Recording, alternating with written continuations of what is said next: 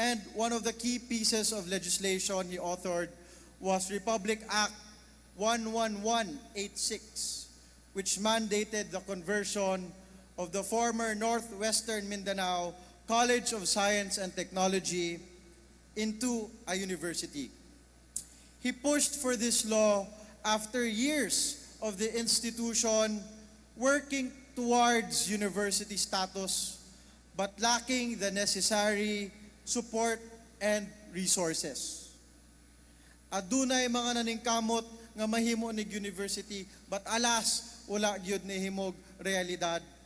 But with RA 11186, the national government was now mandated to support the school's conversion into a university, and that made it a reality. Atong pakpakan ang author sa RA 1186.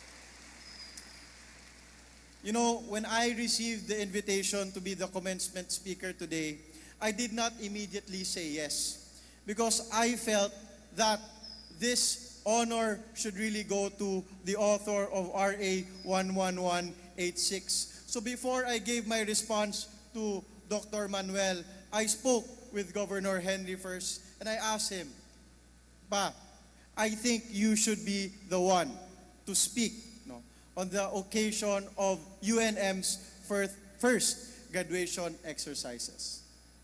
He politely declined. He said that he has constantly participated in the institution's commencement exercises and would prefer that someone else would do it. So ako na lang pong pagsabot adto. Not only does he constantly participate in the commencement exercises, but he has done enough for the university. So siguro pwede na po lain na pasad ang mo storya para sa niya. And that is why I finally said yes to Dr. Manuel to give na po a break to Governor Henry.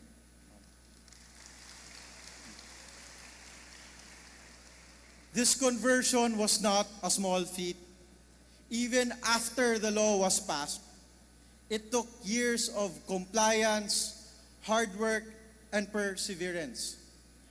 Credit belongs to the school administration, faculty, and staff. Ato silang pakpakan. I want to give a special mention to former OIC President Ma'am Chris May Lagang, atong usap pakpakan. As when I took a role in helping attain the university status, she was at the helm, and we coordinated frequently to finally get here. No, and long before we achieved this university status, the staff, everyone you see here, and the administrative officials, they worked tirelessly to meet the professional and international standards of education. We also thank the Commission on Higher Education for working with all the stakeholders to make this official. While she is not here today, I also want to give a special shout out to Commissioner Myrna Q. Malyari, as represented by Dr. Daryl here today. Let's give a big round of applause for her. I remember the first time I encountered Ma'am Myrna, Commissioner Malari. It was at a Board of Regents meeting, and there was quite a heated argument. No? Sa tinuod lang, nagkalalisay gyud mi, nagkainitan gyud to nga Board of Regents meeting. And in the course of the argument, she talked to me, she requested me to reconsider the position that I was advocating for then. And he gave me the assurance. She told me, "Kong, do not worry. No, she will do everything in her power to fully implement RA 11186 and for the institution to attain university status." No. I responded to her, "Ma'am Myrna, no, I know that you mean well. I do not see anything that would make me believe na binobola mo lang ako. And I trust your sincerity. No. But ma'am, yung sinasabi mo, ilang beses na po namin narinig. Ilang commissioners na yung nagsabi sa amin, tutulungan kami para maging university yung school. Ilang CHED chairperson na yung dumaan at nagbigay ng same commitment na binibigay mo sa akin, sa amin ngayon. No? And lo and behold, no, yung sinabi ni Commissioner Malyari, nagkatotoo nga talaga, and our school, our institution is finally a university. Let's give a big round of applause to Commissioner Malyari and the rest of the Commission on Higher Education. And finally, of course, we thank the students because a university cannot exist without its students. And to you, the class of 2026, to batch Primos, today is yours. Give yourselves a big round of applause.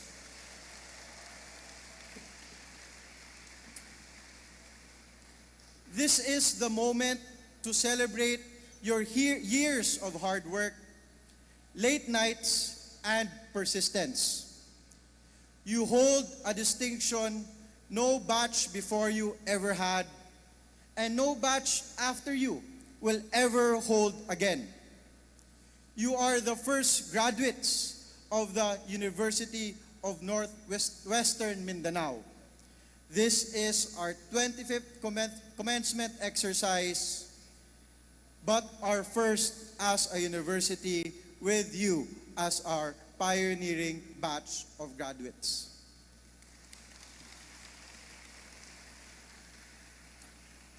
This year's theme, Unbound, empowering global citizens, inspiring local impact. Ask you, as global citizens, to create local impact.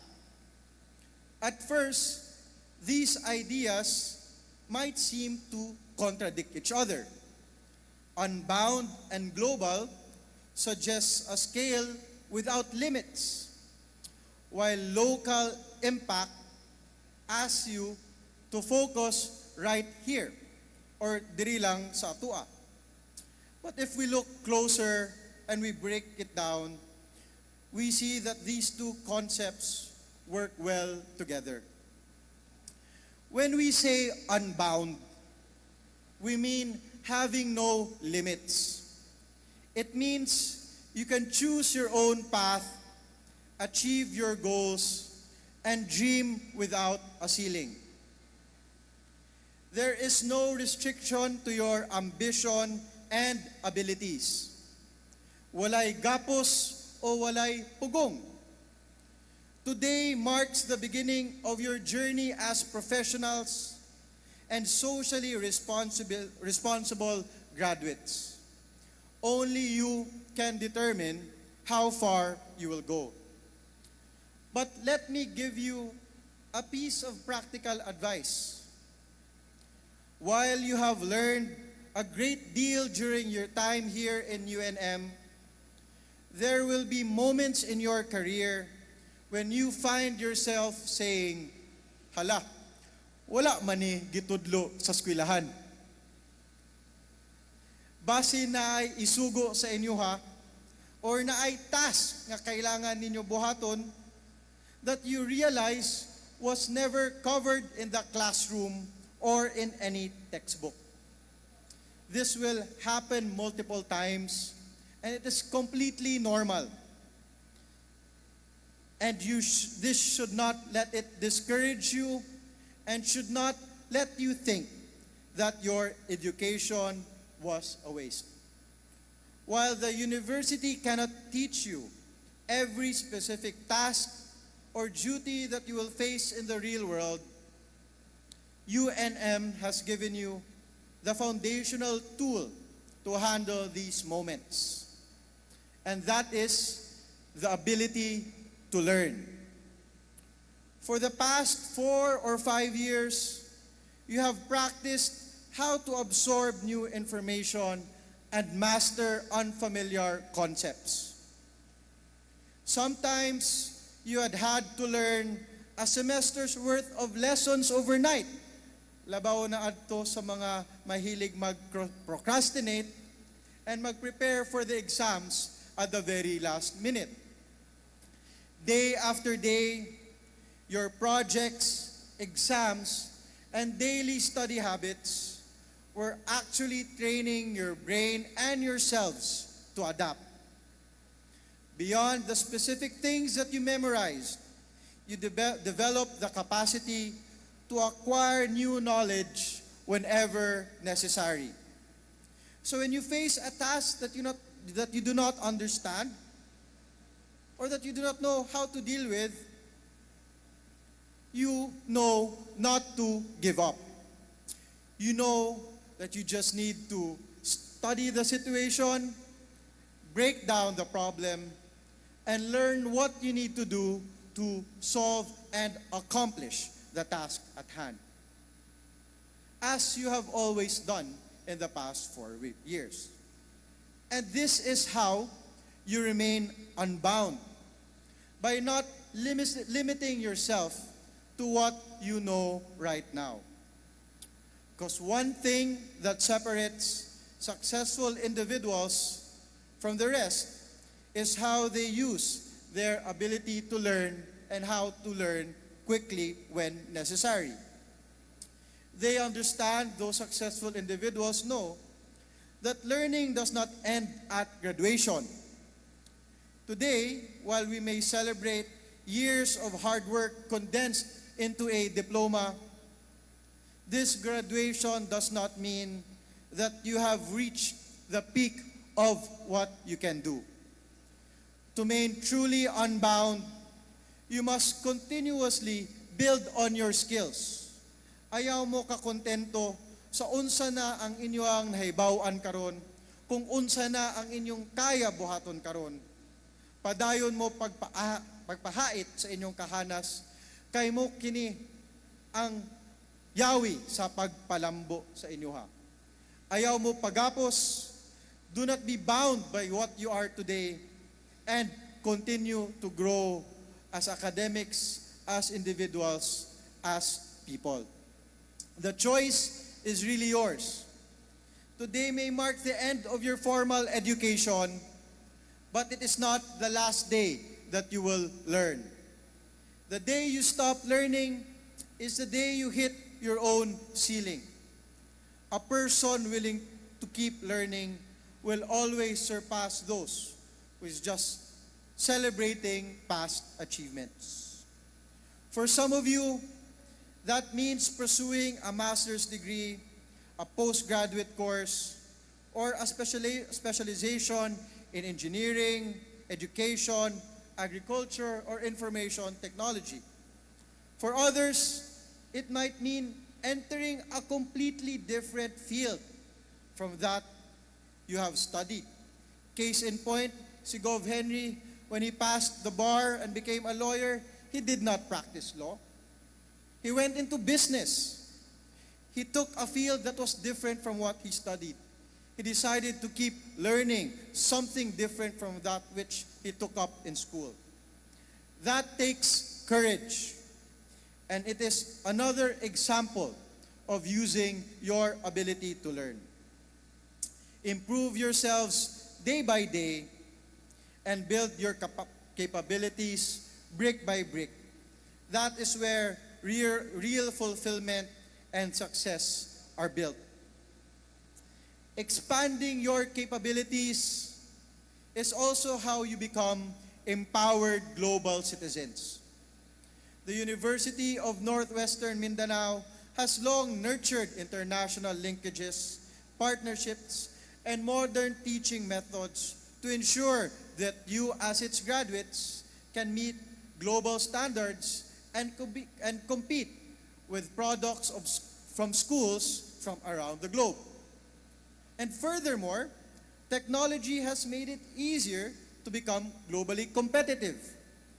The latest engineering designs, teaching modules, agricultural techniques, or business opportunities, which previously required a plane ticket to wherever para lang inyuhang maibawan, is now just accessible just by the tip of your fingers.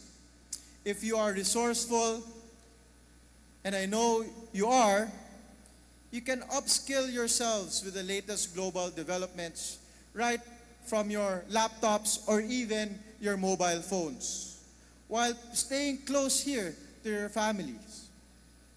In this way, you are truly unbound and the world's knowledge is accessible to you.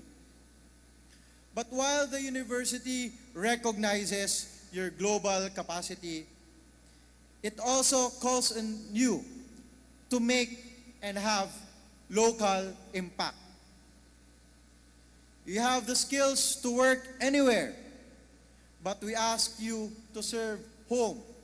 Me personally, with Gov. Henry, we ask you to serve the province of Misamis Occidental because the provincial government, our home, and the Ascenso brand of leadership, we need you as we continuously work to improve the opportunities for our residents and constituents. Yes, we have made significant gains, but we want to achieve more, and we need help, yours specifically, to do so. I remember during my term as mayor of Ozami City and the provincial government under the leadership of Gov. Henry initiated the Ascenso Rice Farmers Full Assistance Program. At that time, our city agriculturist, Sir Carlos P1, had already requested for an early retirement. He had a lot of health concerns, and it was physically difficult for him to report to work. Kung magpatawag ko niya og meeting in town, moadto sa amuang conference room or sa amuang opisina, magkiang-kiang na. Usahay na ay mga meeting, dili makaadto, absent, kay dili na makabangon. No. But he was a product of University of the Philippines, Los Baños, as an agricultural graduate. So he was really well-trained.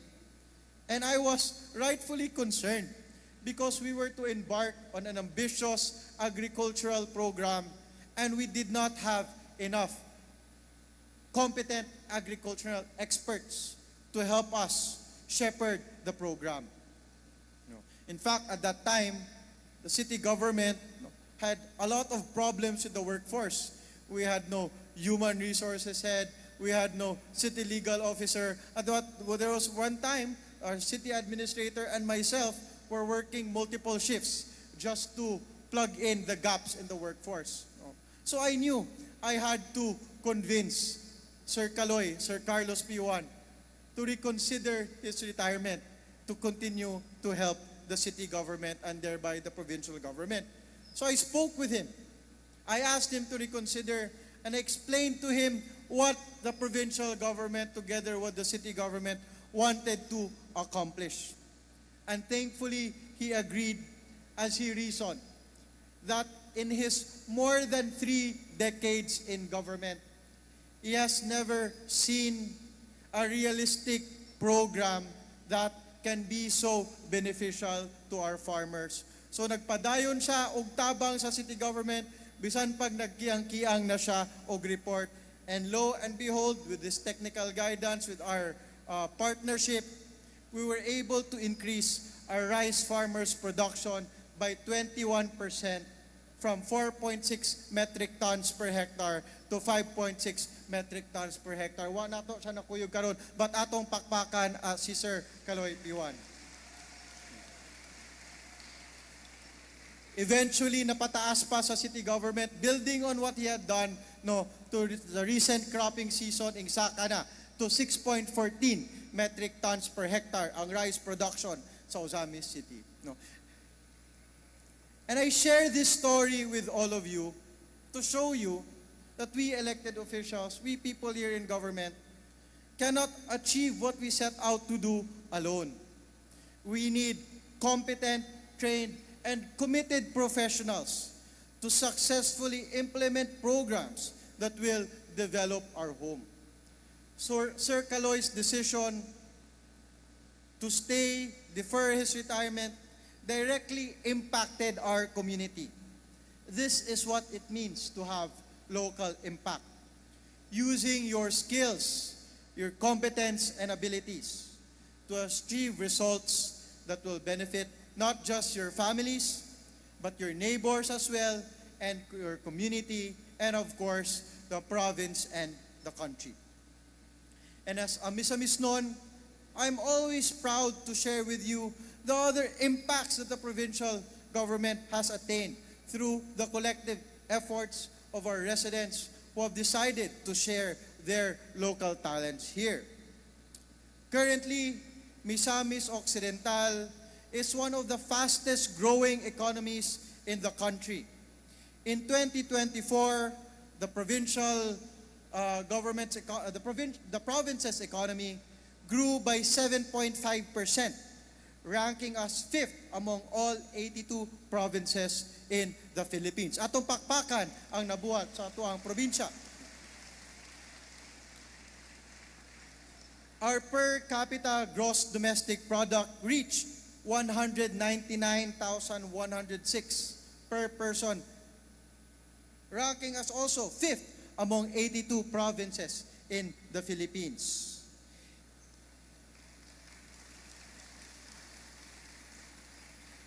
In 2023, the province's finances grew by 6.7%, placing us among the top 4 fastest growing economies in Mindanao. And in terms of local revenue growth, we placed among the top 8 provinces nationwide, the only province from Mindanao on the top 10 list.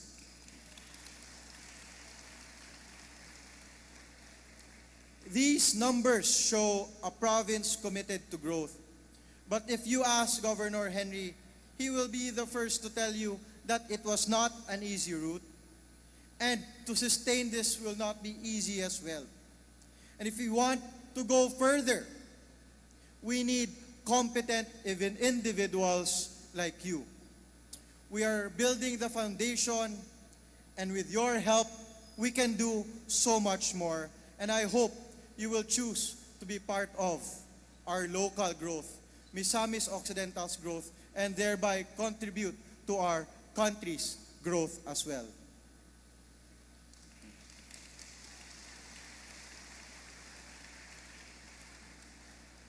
During your years here in the university, you met reliable friends, mga buutan, inyong mga higala, mga amigo, amiga, who stood by you through exams, deadlines, and everything in between.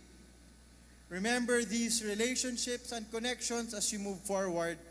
Ayaw intawon sila kalimti sa inyong paglambo o pag-asentro. Do not forget the people who helped you get here. Your parents, loved ones, teachers, school administrators, deans, and faculties. Sila po nagsakripisyo. This day belongs to them as much as it does you. Pakpakan sad nato sila og apil. They gave their time, resources, and patience. Thank you to all the parents and mentors here. Once again, graduates, please give your loved ones a big round of applause.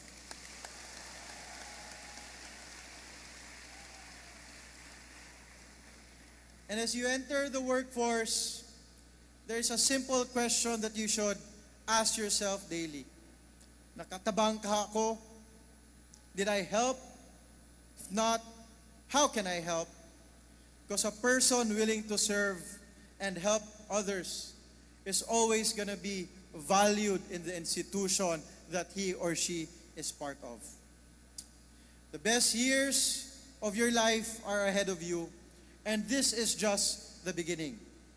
And I leave you today with a saying by the poet Robert Southey, which I often adhere to. If a task is once begun, never leave until it's done. Be the labor, great or small, do it well or not at all. You have the skills and energy that only you can give to your community, to your home, to your province, to your country, I hope you consider investing a chapter of your career here, lending your talents and abilities to the communities that first believed in you. Pakpakan na to usab ang inyong kaugalingon. And that marks the end of my 8-page prepared speech. And if you will indulge me, okay lang ba dungagan